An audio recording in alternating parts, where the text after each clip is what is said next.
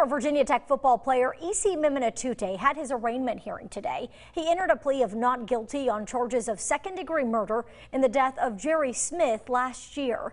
WFXR's Damon Reynolds tells us more about what came out of today's hearing. He joins us now live from outside of the Montgomery County Courthouse. Damon, good evening.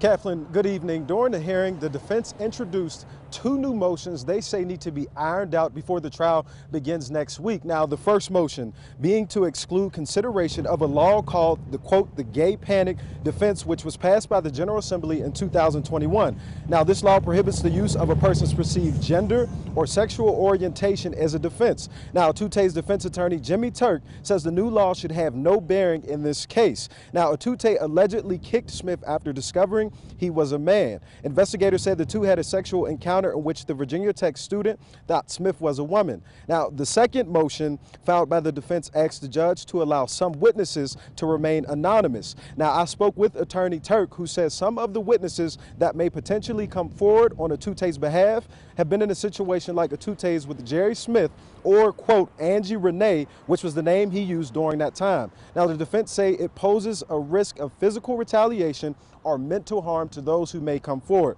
Now, the Commonwealth and defense will meet next Monday to discuss the motions before the trial begins next Wednesday. In Christiansburg, Damon Reynolds, WFXR News.